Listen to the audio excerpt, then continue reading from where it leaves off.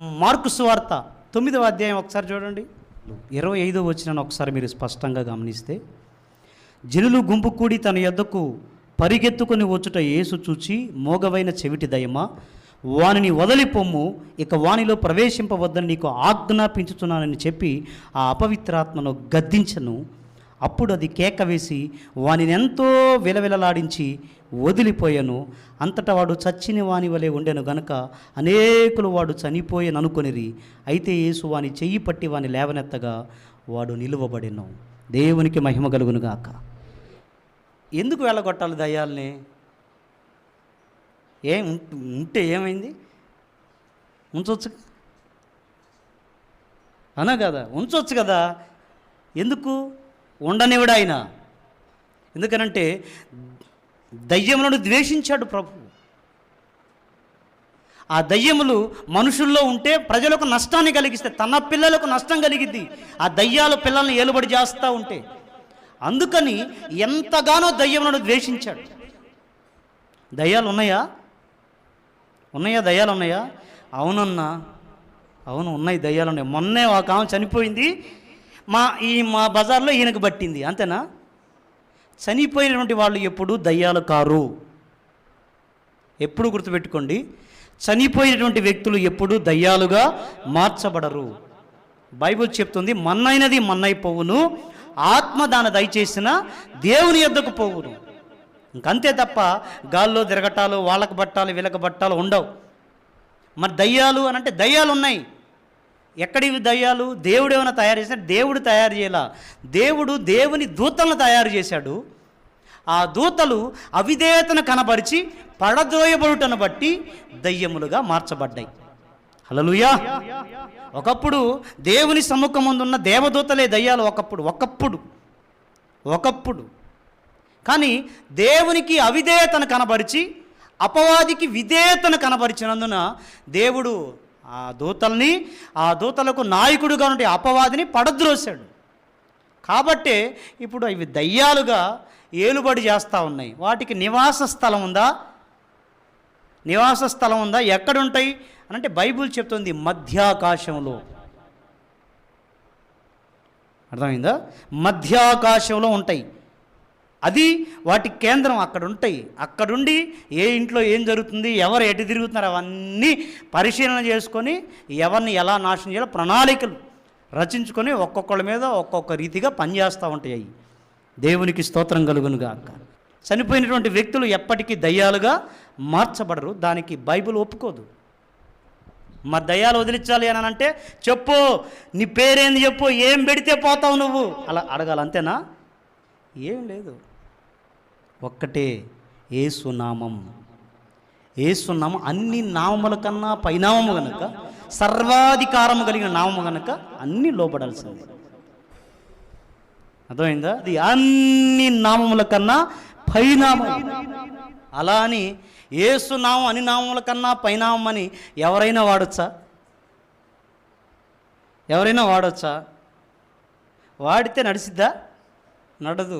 పాపం ఇలాగే యేసునామమే కదా అని కొంతమంది చూశారు. పౌలు దయ్యాలను వెళ్ళగొట్టడం చూశారు. పౌలు పరిచర్లో కూడా దయ్యాలు వెంబడించాయి పౌల్ని. వాటితో ముచ్చట్లు పెట్టుకోవాలా, మాట మంత ఏం లేదు, ఒక్కటే పలుకు. ఏంటిది? యేసునామంలో. అంతే. అర్థమైందా? ఇంతే కదా, యేసునామంలో పో, ఇదే కదా అనని కొంతమంది వ్యక్తులు పౌలు సమాజంలో దయ్యాలను వెళ్ళగొట్టడం చూసి స్కేవా కుమారులు కూడా మనం కూడా ఉచ్చాటన చేద్దాం దయ్యాలను అనుకో, దయ్యాలు పట్టిన వాళ్ళ దగ్గరికి వెళ్ళి యేసునామంలో పోతాయా ఆ దయ్యాలు తిరిగి మాట్లాడటం మొదలుపెట్టిన, రే ఎవడెవరా నువ్వు? యేసెవరో మాకు తెలుసు, పౌలెవరో మాకు తెలుసు, నువ్వెవడివి? యేసా సర్వాధికారము కలిగిన దేవుడు, పౌలా ఆ సర్వశక్తి కలిగిన దేవుని యొక్క సేవకుడు, నువ్వెవడు అని తిరగబడి కొట్టడం మొదలు పెడితే ఒంటి మీద బట్టలు కూడా లేవట, దిగంబరులై పరిగెత్తిరి అని బైబిల్లో రాయబడింది. దేవునికి స్తోత్రం కలుగును గాక. అంటే ఇప్పుడు దయ్యాలు మనుషులను కొట్టాయి కాబట్టి దయ్యాలు గొప్పయా? కాదు. దయ్యాలను ఎప్పుడూ ఘనపరచడానికి వీల్లేదు. అఫ్కోర్స్ వాటి శక్తులు కొంత ప్రభావం ఉంటే ఉండొచ్చేమో, కానీ దేవునికన్నా శక్తి కలిగినవి కావు. దేవునికన్నా శక్తి కలిగినవి కావు. దేవునికి నీకు సరైన సంబంధం ఉంటే ఆ దయ్యాలు నిన్ను ముట్టజాలవు. అయిందా? ఇప్పుడు ట్రాన్స్ఫారం పట్టుకొని ఉన్నా, నేను పట్టుకోలేదులే, ట్రాన్స్ఫారం పట్టుకొని ఉన్నా. ఇప్పుడు ఎవడన్నా పట్టుకుంటాడా నన్ను? పట్టుకుంటే ఏమైద్ది? నాకేమన్నా అయింది కదా? నాకేమన్నా అయిద్దా? ట్రాన్స్ఫారం పట్టుకొని ఉన్నా, దాని శక్తి, దాని పవర్ అంతా నాలో ఉంటుంది. ఇప్పుడు నన్ను ఎవడు పట్టుకున్నా నాలో ఉన్నటువంటి ఆ విద్యుత్తు ఖచ్చితంగా వాడికి కూడా షాక్ కొట్టింది. కరెంటును పట్టుకున్నప్పుడు ఆ కరెంటు పట్టుకున్న వాడిని ఎవరు పట్టుకున్నా షాక్ వచ్చింది. ఎందుకు? కరెంటుతో సంబంధం ఉంది. అలాగే సర్వశక్తి కలిగిన దేవుణ్ణి కనుక మనం కలిగి పట్టుకొని ఉంటే, ఇక మనల్ని దయ్యాలు కనుక ముట్టడానికి వస్తే ఆ పవరు, ఆ శక్తి, ఆ ప్రభావం ఖచ్చితంగా దయ్యాలను కూడా దాకిద్ది. అర్థమైందా? మనం కింద పట్టం కాదు, ముందు అయి పడతాయి. మరి సంబంధం అలాంటిది. అర్థమైందా? పౌలుకి ఎందుకు దయ్యాలు లోపడ్డారంటే, ఆ ట్రాన్స్ఫార్మర్ లాంటి వ్యక్తి యేసు అయితే ఆ యేసును పట్టుకొని ఉన్నాడు పౌలు.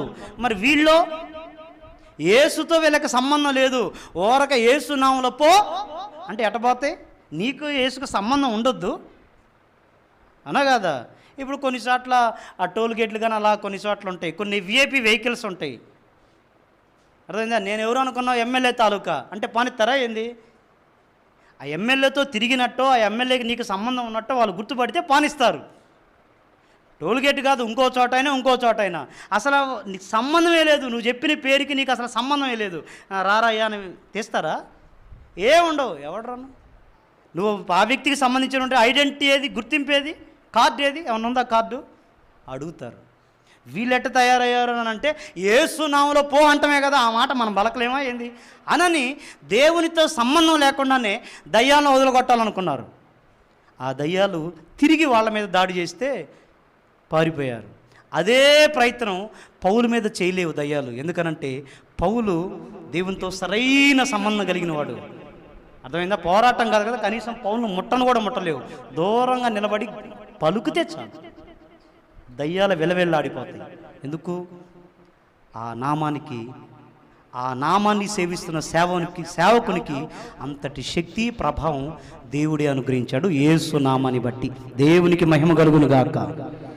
కాబట్టి దయ్యాలకి భయపడాలి మనం.